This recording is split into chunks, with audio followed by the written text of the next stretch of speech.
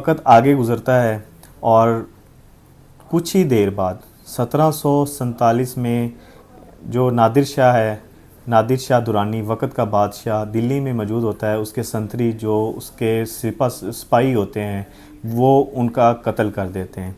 अहमद शाह अब्दाली को जैसे ही ये ख़बर पहुंचती है, अहमद शाह अब्दाली उस वक्त ईरान में मौजूद होते हैं, अफ़गानी फ़ौज की कमांड संभाली होती है और उनको जब पता चलता है वो फ़ौरी तौर पे ईरान से, ज़ाहिर बात है एक जंग का माहौल बन जाता है, हालात ख़राब हो जाते हैं, वो अपनी फ़ौज को, अफ़गानी फ़ौज को लेकर अफ़गानिस्तान चले जाते हैं। जब वहाँ पे जाते हैं तो वहाँ पे सरदार का मुंतखब शुरू हो जाता है, जो अहमद शाह अब्दाली भी उसके अंदर नामज़द होते हैं। अहमद शाह अब्दाली के ख़िलाफ़ खड़े होने वाले जमाल ख़ान होते हैं।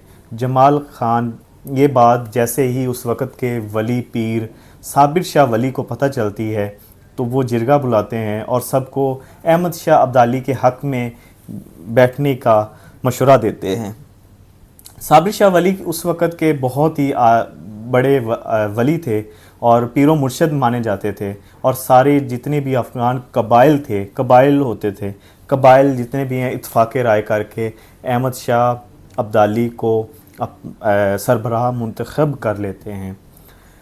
जमाल ख़ान भी उस वक़्त जो अहमद शाह अब्दाली के ख़िलाफ़ होता है वो भी साबिर शाह वली के बाद उसके हक़ में बैठ जाता है। अहमद शाह अब्दाली उस वक़्त सबसे पहले कंदहार को फ़तह करते हैं, कंदहार से फ़तह करते हुए फिर पेशावर को फ़तह करते हैं, पेशावर से फ़तह करके हुकूमत अपनी बना लेते हैं। अफ़गानिस्तान की बुनियाद रखते हैं कंदहार से।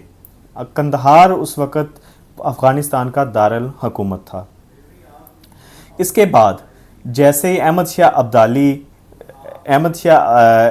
शाह अब्दाली को अपने पीरो मुर्शद को लाहौर भेजते हैं उसके वक़्त के बादशाह शाह नवाज़ के पास, और अपना बादशाही मनवाने के लिए उस वक़्त के पीरो मुर्शद साबिर शाह वली शाह नवाज़ के पास आते हैं लाहौर।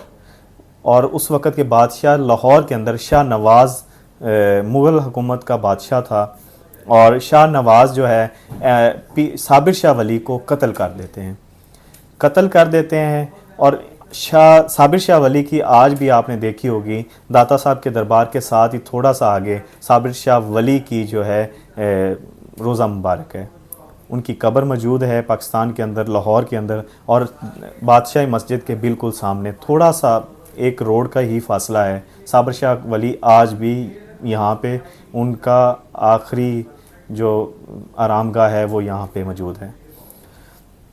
जैसे ही ये बात अहमद शाह अब्दाली को पता चलती है वो फ़ौरी तौर पे जंग के इरादे से लाहौर आ जाते हैं। अहमद शाह अब्दाली फ़ौरी तौर पे जैसे जंग के आते हैं लाहौर और आकर हमला बोलते हैं, शाह नवाज़ उस वक़्त का बादशाह फ़ौरी तौर पे दिल्ली भाग जाता है। जैसे ही दिल्ली भागता है और आगे फ्रंट पे मीर मन्नू और उस वक़्त के पंजाब के गवर्नर, उनकी जो है ना, उनको जो है वो लड़ने के लिए, अहमद शाह अब्दाली का मुकाबला करने के लिए जमा हो जाते हैं। अहमद शाह अब्दाली की उस वक़्त मीर मन्नू और उस वक़्त के गवर्नर के साथ अच्छी खासी जंग होती है, झड़पें होती हैं और अहमद शाह अब्दाली शिकस्त खाता है और वापस चला जाता है। दूसरी दफ़ा अहमद शाह अब्दाली अपनी पूरी तैयारी के साथ दोबारा वापस आता है, मीर मन्नू के साथ जंग लड़ता है और मीर मन्नू हार जाते हैं। मीर मन्नू से वादा लेता है और अपने हक़ में बिठाता है और मीर मन्नू उनसे वादा लेकर उनके हक़ में बैठता है और अहमद शाह अब्दाली वापस चले जाते हैं। अहमद शाह अब्दाली जब वापस जाते हैं और दोबारा मीर मन्नू उनके साथ गद्दारी करते हैं, उस वक़्त के जो मीर मन्नू हैं उनके हवाले हुकूमत जो पंजाब की थी, ये लाहौर का जो बादशाही थी वो मीर मन्नू के हवाले कर गए थे। मीर मन्नू अहमद शाह अब्दाली के साथ गद्दारी करते हैं। अहमद शाह अब्दाली जो हैं दोबारा फिर 1748 में वापस आते हैं। 1748 में जब वापस आते हैं तो आकर दोबारा मीर मन्नू के साथ रावी के मुकाम के ऊपर जंग शुरू करते हैं, जिसके ऊपर अहमद शाह अब्दाली दोबारा फिर जीत जाते हैं और मीर मन्नू को अपनी कैद में ले लेते हैं। मीर मन्नू उस वक़्त احمد شاہ ابدالی کا قیدی بن جاتا ہے، اور احمد شاہ ابدالی جب جیل میں جاتے ہیں اور دورہ کرتے ہیں، میر منو سے ملتے ہیں اور میر منو سے پوچھتے ہیں اگر میں تمہارا قیدی ہوتا تو آپ میرے ساتھ کیا سلوک کرتے؟ میر منو کہتا ہے کہ میں فوری طور پہ تمہارا سر قلم کر دیتا۔ احمد شاہ ابدالی کہتے ہیں کہ ہنستے مسکراتے ہیں اور کہتے ہیں کہ میں تمہارے ساتھ کیا سلوک کروں۔